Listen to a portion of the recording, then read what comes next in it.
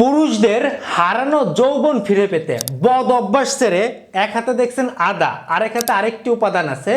এটা দিয়ে আমি পানি গরম করে খেতে বলবো।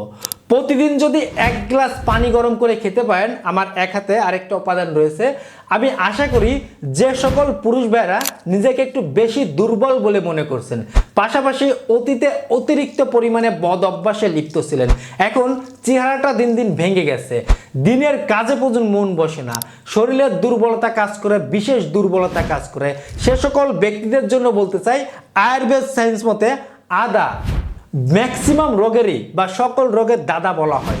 1 থেকে 2 টুকরা পরিমাণে আদা নেবেন, তার মধ্যে যে এলাচ, হ্যাঁ এলাচ আমাদের পুরুষের হরমোন শক্তি বৃদ্ধি করতে, রোগ প্রতিরোধ ক্ষমতা বৃদ্ধি করতে, চেহারা বৃদ্ধি করতে ভালো কাজ করে। এই 2টি উপাদান দিয়ে আপনারা পানি গরম করে খাবেন দিনের যে কোনো সময়, সকালে খালি পেটে হলে বেশি ভালো হয়, দেখবেন ফলাফল পেয়ে যাবেন। ধন্যবাদ সবাইকে।